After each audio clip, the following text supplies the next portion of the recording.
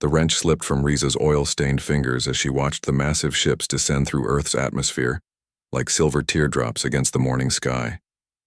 24 hours ago, she'd been just another grease monkey in the sprawling industrial district of New Mumbai, fixing broken machinery for corporations that barely knew her name.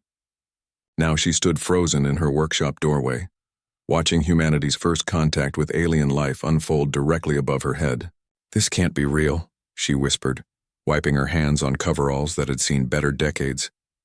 The ships moved with impossible grace, defying everything she understood about physics and propulsion. No exhaust trails, no sonic booms, just silent descent toward the empty lot behind her workshop. The same lot where she'd found that strange, broken drone yesterday evening. The memory rushed back with crystalline clarity. She'd been closing up shop when the metallic glint caught her eye among the scattered debris and discarded auto parts. The device was unlike anything in her experience, roughly the size of a basketball, constructed from materials that seemed to shift between silver and deep blue, depending on the angle of observation. Its surface bore intricate patterns that reminded her of circuit boards, but organic somehow, like the veins of a leaf. Most mechanics would have sold it for scrap or called the authorities. Riza had always been different. Where others saw impossibility, she saw a puzzle waiting to be solved.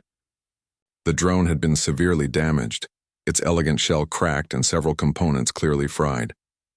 But Riza possessed something that made her invaluable in her profession, an intuitive understanding of how things worked, regardless of their origin. She'd spent the entire night in her workshop, carefully cleaning each component, rewiring damaged circuits with salvaged parts, and somehow, through a combination of technical skill and pure instinct, bringing the device back to life. When it had finally hummed to consciousness around dawn, projecting a brief hologram of symbols she couldn't read before disappearing into the sky, she'd felt a deep satisfaction. Another machine saved from the scrapyard. Just another day's work. Now as the lead ship settled onto the cracked asphalt with the gentleness of a falling feather, she realized her routine repair job had been anything but routine. The ship's hull shimmered and became transparent in sections, revealing figures moving within. Tall, graceful beings with elongated limbs and features that seemed almost familiar, yet distinctly alien. They wore clothing that appeared to be woven from starlight itself. A section of the ship's wall dissolved and a ramp extended to the ground. The first figure to emerge was clearly a leader. Her bearing spoke of authority despite her apparent youth. She moved with the confident stride of someone accustomed to command, yet her large, luminous eyes held an expression of wonder as they fixed on Riza's modest workshop. Behind the leader came others, carrying objects that seemed to pulse with their own internal light. Gifts, Riza realized with growing amazement. They were bringing gifts. The leader approached, and when she spoke, her voice carried the musical quality of wind chimes, yet the words were unmistakably English. "You are the one called Riza?"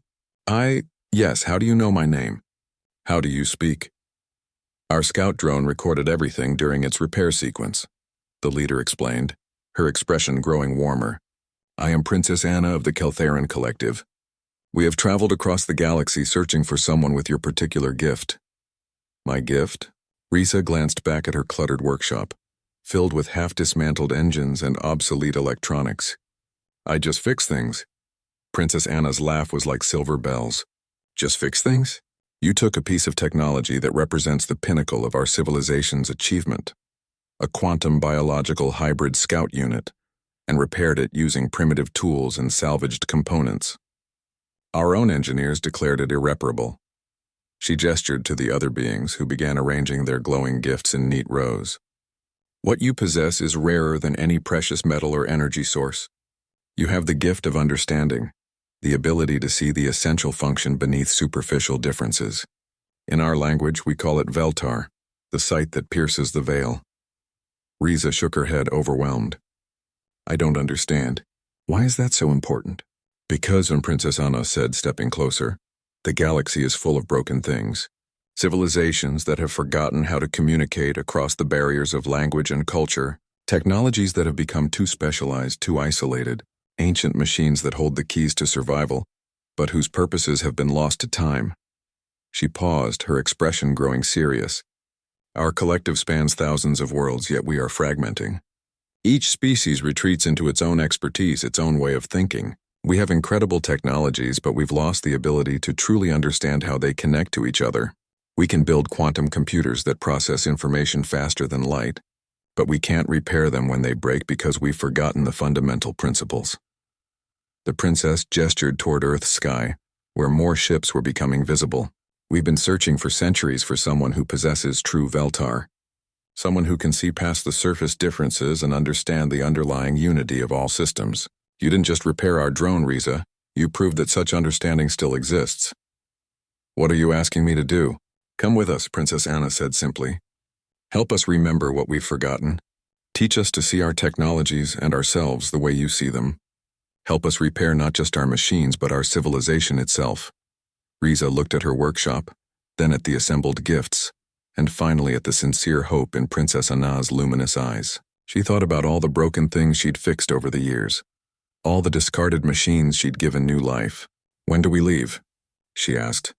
Princess Anna smiled, and in that moment Riza realized she wasn't just fixing another broken machine.